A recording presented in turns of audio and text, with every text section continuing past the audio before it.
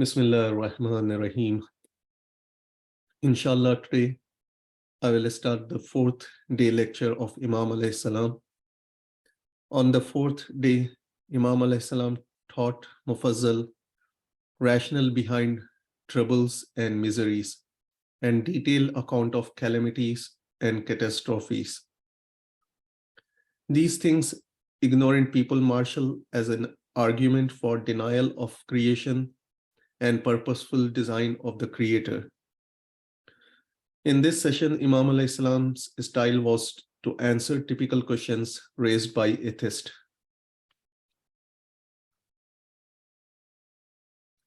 Imam alayhi salam, talking about natural disasters, says some ignorant people have construed these events as an argument for denial of purposeful creation of the Creator. They think universe has came into being by sheer chance. Imam alayhi salam says the answer to this is that if there is no designer of the universe, why are there not more severe catastrophes? As for example, the complete disorder of the universe, the cessation of sunrise, the drying of the riverbeds, the air becoming stationary, the advance of oceanic water to earth and submerging the earth. So why are they not more severe catastrophes like this?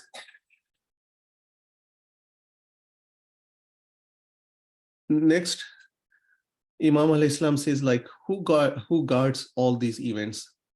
Whose planning is behind the scene? Designer is there who prevents such occurrences in order that the universe may not be disorganized, nor the species become extinct, nor the total annihilation takes place. What takes place is by way of the natural consequences of man's action, as a warning in the form of epidemics. These calamities befall occasionally in diluted severity, just to warn men and to fix their conduct. These calamities befall as a warning, and they get removed through divine grace. Another argument put forward by atheists is that if life is governed by the compassionate and merciful Creator, these obnoxious occurrences would not have taken place. And it would have been appropriate if man's life in this world has been trouble-free. Had it been so, man's conceit and selfishness would have led him to the conduct which would not have been in the consonance with religion or his religious life.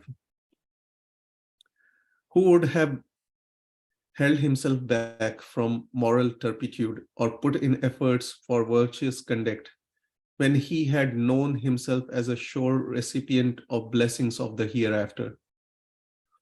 The damage thereof would have been caused in this very life also to the people before the doomsday, because like just as you find persons nurtured in luxury and comfort who mostly forgot to sympathize with some weak person or to pity some needy person, they are not amenable to the feeling sorrow at another's person trouble, or feeling compassion on the weak, or showing kindness towards the troubled soul. And when, however, troubles befall them, they feel its pinch. They are awakened. They begin to act in a way which was incumbent on them all along. If this trouble had not befallen them, they would have continued to look upon themselves as gods, to spend their lives in conceit, to have no pity or sympathy with anybody else. Would such conduct have been in the interest of their religion and this world? Certainly not. They would have even suffered worldly harm. People would have hated them and condemned them. Troubles are like bitter medicine, which we hate but helps us. Then Imam alayhi salam, then the atheist may say as to why men have not been given sinless conduct, so that Almighty Allah may not have needed to pinch them with troubles. Imam alayhi salam says the answer to them will be that in that case, man would not have been worthy of any credit for goodness, nor entitled to reward therefore. If they further says that being allowed every sort of pleasure and comfort, where did any harm lie? If he did not win credit or reward by virtue of his goodness. Imam alayhi salam says the answer will be to present this proposition to a rational, healthy person, telling him to sit idle, assuring him of the fulfillment of all his needs without any effort. Then see if his mind agrees to it. You will find him far better pleased and satisfied with the little he gets by his own effort, rather than a great lot which comes to him unearned without effort. Similarly, the blessings of hereafter will be congenial to them only when they are earned through effort. They also speaks of troubles and inconveniences which sometimes have general application, affecting the righteous and leading the mischievous unharmed. They say, how can it be appropriate design of the creator? What ground do you advance? So they say, like, most of the time, like, the good people are the bad people are unharmed and the good people have all these troubles. So the Imam alayhi salam answer to this, Imam alayhi salam says that the answer to this will be that such troubles do befall the righteous and the mischievous, all of them together. And there are benefits for both categories ordained by Almighty Allah. The righteous suffer troubles and inconveniences, and as a restitution of their blessings to them, causes gratitude and perseverance in them. As for the mischievous, their troubles give them break from evil conduct.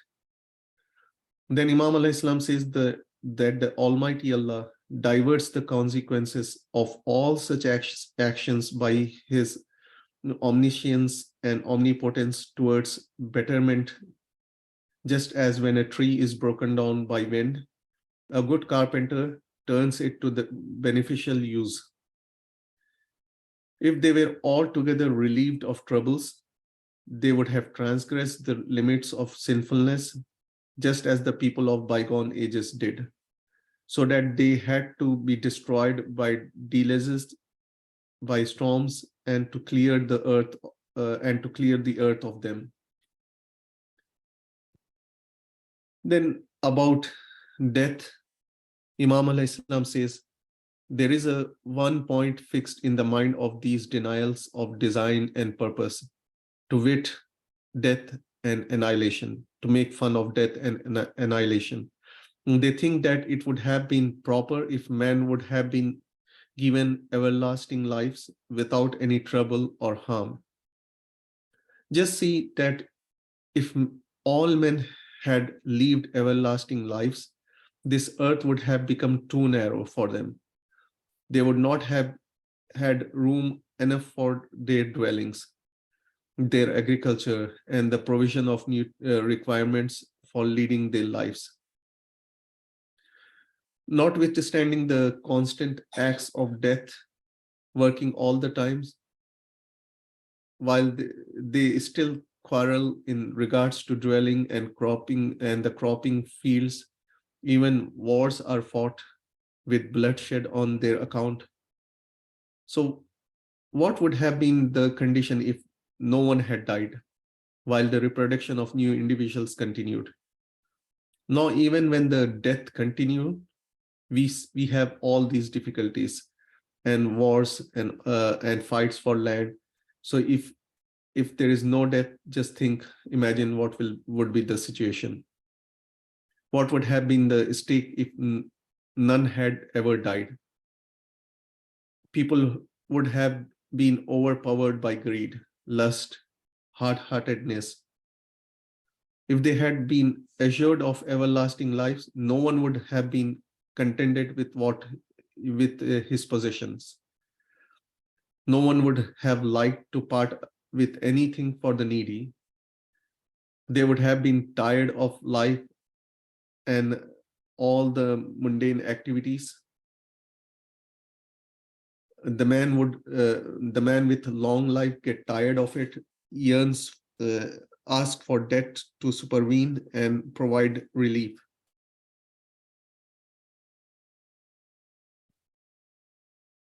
And then they may say that he should have created all men, those born and those to be born in future, in one lot. In that case, in the absence of sexual relationship, there would be no community interest among the kith and kin, no mutual help in the times of hardship and distress, and the enjoyment of parentage in rearing up the offspring.